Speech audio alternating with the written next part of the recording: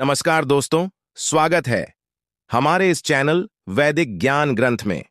तो दोस्तों, अगर आप अपनी लाइफ में कुछ नया सीखना चाहते हो तो इस चैनल को सब्सक्राइब कर देना। श्री शिवाय नमस्तुभ्यम। हर हर महादेव। दोस्तों, आप सभी लोग जानते हैं कि 29 जुलाई को है सावन का दूसरा सोमवार व्रत। दोस्तों, सावन सोमवार व्रत एक ऐसा दिन जो कि भगवान शिव जी का सबसे प्रिय दिन होता है। इसीलिए दोस्तों, इस सावन सोमवार व्रत के दिन आप लोगों को 3 बेलपत्र वाला उपाय जरूर कर लेनी चाहिए। दोस्तों, यह एक ऐसा उपाय है जो कि पंडित जी ने अपने अभी की ही शिव महापुराण की कथा में बताए हैं। और दोस्तों, इस वाले उपाय को ज्यादा लोगों ने किया नहीं है। इसीलिए जो भी लोग इस 3 बेलपत्र वाले उपाय को इस सावन सोमवार व्रत के दिन करेंगे, सीधी सी बात है भाई, पाएगा जो फल है वह आप लोगों को बहुत ही जल्दी मिलेगा और बहुत बड़ा होकर मिलेगा, क्योंकि इस उपाय के बारे में ज्यादा लोगों को पता नहीं है। इसलिए दोस्तों, आप लोगों को भी यह उपाय 29 जुलाई सावन दूसरा सोमवार व्रत के दिन जरूर कर लेनी चाहिए। दोस्तों, इस दिन को आप लोगों को अपने हाथ से कुल भी नहीं जाने देना चाहिए। दोस्तों, अगर आप लोग अपने घर धन प्राप्ति चाहते हो, आप लखपति बनना चाहते हो, करोड़पति बनना चाहते हो, आप चाहते हो कि आपके घर में पैसा आता रहे, कभी भी पैसा आना बंद ना हो, तो दोस्तों, आप लोगों को इस सावन दूसरा सोमवार व्रत जो कि 29 जुलाई 2024 के दिन है, इस दिन 3 बेलपत्र वाला उपाय जरूर करना चाहिए। दोस्तों, इस उपाय को करने से आपके जीवन में कितनी भी समस्या क्यों ना हो, वह सारे समस्याओं का अंत हो जाएगा। आपके घर में धन नहीं आता है, धन आता भी है तो वह टिकता नहीं है, या फिर और भी कहीं प्रकार की समस्या आपके जीवन में चली आ रहा है। इसका एक ही कारण है, आपके घर में कोई ना कोई दोष है। चाहे वह पितृ दोष हो सकता है, या मंगल दोष हो सकता है, या फिर और भी कहीं प्रकार की दोष हो सकता है। लेकिन अगर आप इस उपाय को उत्साही विधि से कर लेते हैं तो आपको उन दोषों को पता लगाने का भी जरूरत नहीं है। आपका जो भी समस्या है, जो भी परेशानियां हैं, उसका अंत जरूर होगा। और दोस्तों, इस उपाय में आप लोगों को 1 ही रुपया खर्च करने की जरूरत नहीं है। आपको सिर्फ 3 बेलपत्र की जरूरत पड़ेगी। और अगर 3 बेलपत्र नहीं भी मिले तो भी हम आपको बताएंगे कि आपको 3 बेलपत्र कहां से बहुत पानी से मिल जाएगी और आप इस वाले उपाय को कैसे कर सकते हो। देखो, उससे पहले हम आपको यह बात भी बता दें, अगर आपके घर में कोई ऐसा है जिसका व्यापार बिजनेस नहीं चल रहा है, या उसके पास पैसा नहीं आ रहा है, घर में पैसा बिल्कुल भी नहीं आ रहा है, घर में मतलब माता लक्ष्मी जी आपसे प्रसन्न ही नहीं है, तो भाई आप लोगों को यह वाला उपाय जरूर करना चाहिए। दोस्तों, जानते हैं इस वाले उपाय को आखिर करना किसको है, कि समय करना है, कहां पर करना है और कैसे करना है। सबसे पहली चीज दोस्तों, हम लोग यही समझते हैं कि इस वाले उपाय को आखिर करना किसको है। तो देखो, इस 3 बेलपत्र वाले उपाय को इस सावन सोमवार व्रत के दिन आप लोगों को किसको करना है। घर की जो बड़ी माताएं बहनें होती हैं, उन माताओं बहनों में से किसी भी एक माता बहन को इस वाले उपाय को करना है।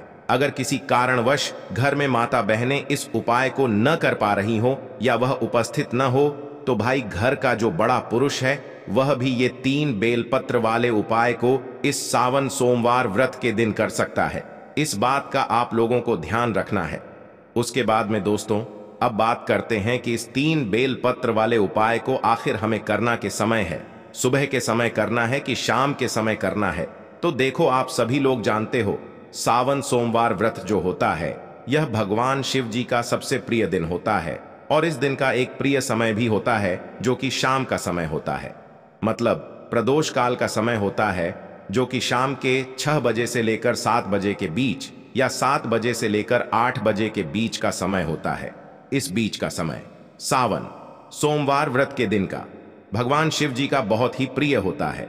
के रूप से अगर आप पूछो कि भाई इस उपाय को हमें किस समय करना चाहिए, तो हम कहेंगे आपको यह उपाय करना चाहिए शाम के समय, प्रदोष काल में। ठीक है, अगर कोई व्यक्ति शाम के समय प्रदोष काल में इस 3 बेलपत्र वाले उपाय को न कर पा रहा हो, तो भाई उसे कहीं पर जाना हो, कोई काम हो, तो भाई वाह, व्यक्ति इस उपाय को सुबह भी कर सकता है।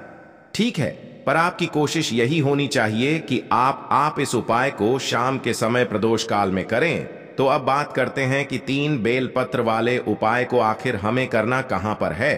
तो देखो, हम आपको बता दें, इस 3 बेलपत्र वाले उपाय को आपको 2 जगह पर करना है।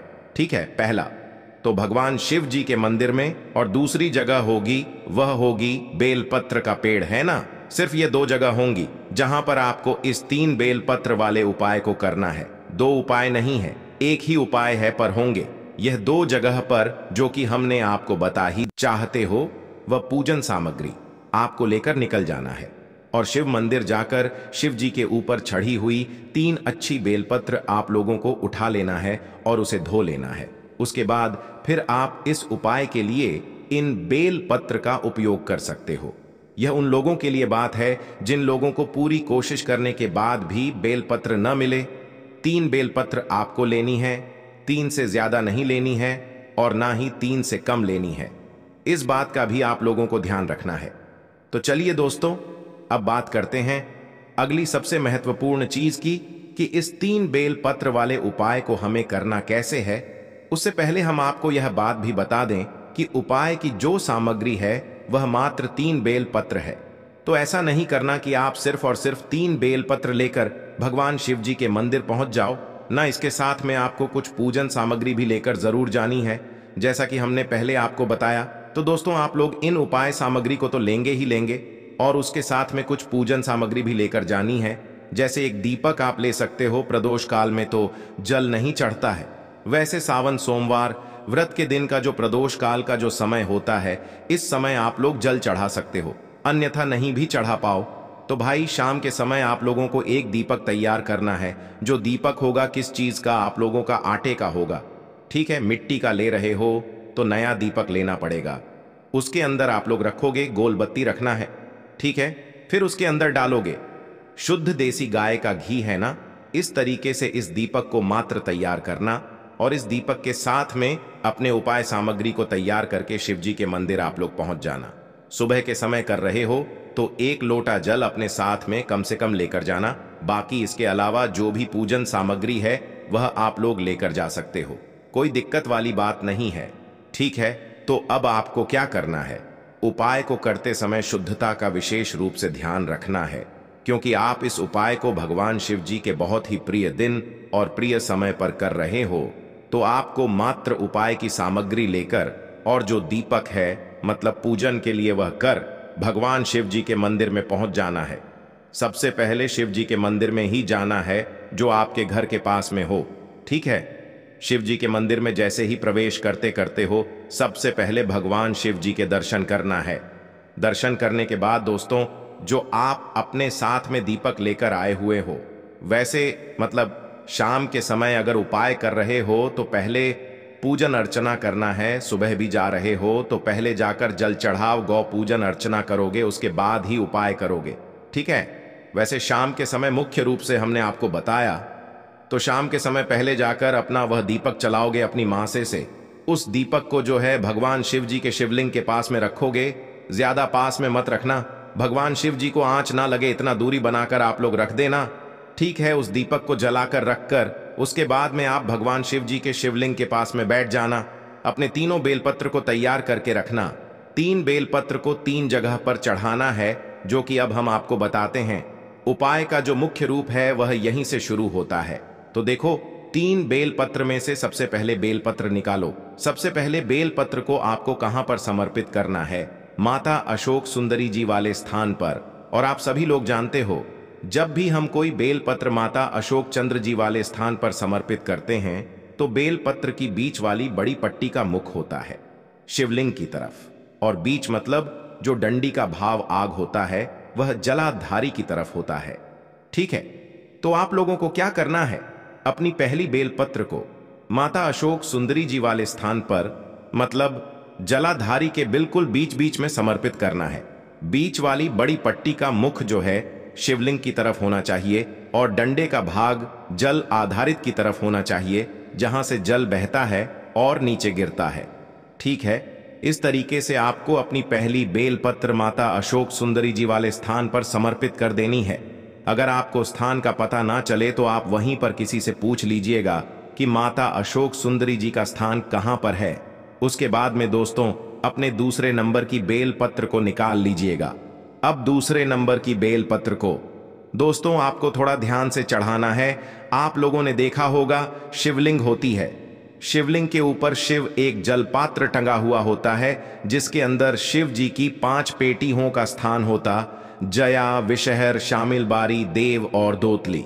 तो इस दूसरे नंबर की जो बेल पत्र है, इसको आपको जो है उस पात्र से स्पर्श कराना है और शिव जी की 5 बेटियों का नाम लेना है।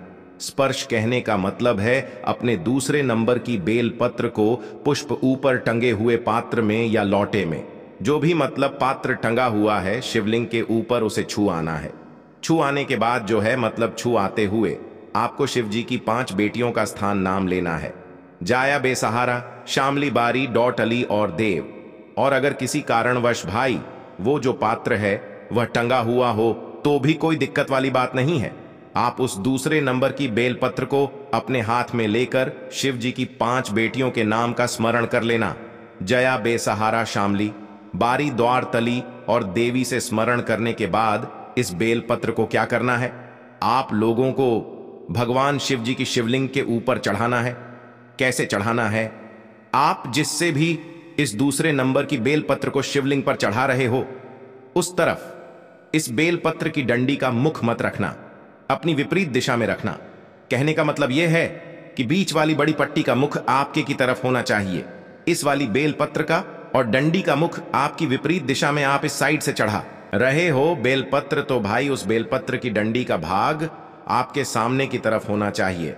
मतलब बीच वाली बड़ी पट्टी का मुख आपकी तरफ करके आप फिर इस बेलपत्र को शिवलिंग के ऊपर चढ़ाना है। ठीक है, दूसरे नंबर की बेलपत्र भी यहां पर आपने समर्पित कर दी है। अब बात आती है तीसरे और आखिरी नंबर के बेलपत्र की। भाई इसको आपको ध्यान से सुनना है। हमने आपसे बोला था कि यह उपाय 2 जगह पर होगा, पहला तो शिव जी के मंदिर में और दूसरा बेलपत्र के पेड़ के नीचे। तो अब वही यहां पर बेलपत्र का पेड़ भी आएगा। तो तीसरे नंबर की जो बेलपत्र है ये आपको शिवलिंग में नहीं चढ़ाने, पर शिवलिंग में एक काम आपको करना है। देखो शिवलिंग होती है, शिवलिंग का एक कर्ती भाग होता है। कर्ती का भाग कहने का मतलब है कि जल आधारित होती है, जलाधारी। पर जिस जगह पर जो शिवलिंग रखा हुआ होता है, जो कोलमगल भाग होता है, जो शिवलिंग कोटी भाग होता है, जहां पर शिवलिंग रखा हुआ होता है जलाधारी के ऊपर, तो भाई उस कर्ती भाग पर आपको मात्र इस तीसरे नंबर की बेलपत्र को स्पर्श कराना है। ठीक है, क्या कराना है, स्पर्श मतलब छुड़ाना है और कुछ भी नहीं करना है, समर्पित नहीं करना है। यह मात्र आप लोगों को शिवलिंग के जो कटी भाग होगा जलधारी के पास में, भाई उस कटी भाग में मतलब शिवलिंग के इस तीसरे नंबर की बेलपत्र को आपको छुआ है, स्पर्श कराना है, और स्पर्श कराने के बाद इस बेलपत्र लेकर सीधा आपको किसी भी बड़े वाले बेलपत्र के पेड़ के नीचे पहुंच जाना है। ठीक है, और बड़े वाले बेलपत्र के पेड़ के नीचे पहुंचकर आपको क्या करना है, अपनी यह जो बेलपत्र है, इस बेलपत्र को आपको उस बेलपत्र के पेड़ के नीचे समर्पित कर देनी है। पर यहां पर भी ध्यान में रखने वाली बात यह है कि इस बेलपत्र की डंडी का मुख कहां पर होना चाहिए। बेलपत्र के पेड़ की तरफ इस बात का ध्यान रखना है, ना बेलपत्र के पेड़ की तरफ इस बेला की डंडी मुख करके आप समर्पित कर देना और भगवान से आप अपने घर में धन प्राप्ति के लिए प्रार्थना कर लेना। ठीक है, तीसरे नंबर की बेलपत्र को समर्पित करने के बाद विशेष रूप से आप लोग अपने घर में धन प्राप्ति के लिए प्रार्थना करना और भगवान से प्रार्थना करना कि आपके घर में कभी भी की पैसों की कमी ना आए और हमेशा आपके घर में धन बढ़ता ही चला जाए। तो दोस्तों 29 जुलाई 2024 सावन दूसरा सोमवार व्रत के दिन आप लोगों को यह उपाय जरूर कर लेनी चाहिए। यदि आपके जीवन में चलती चली आ रहा है, समस्या रुक नहीं रहा है, तो आप इस उपाय को एक बार जरूर करें। दोस्तों अभी तक वीडियो को लाइक नहीं किए हैं तो वीडियो को लाइक कर दीजिए और चैनल को सब्सक्राइब करके कमेंट बॉक्स में ओम नमः शिवाय लिखना मत भूलिएगा, जिससे भगवान भोलेनाथ जी का आपको सीधा आशीर्वाद मिल सके।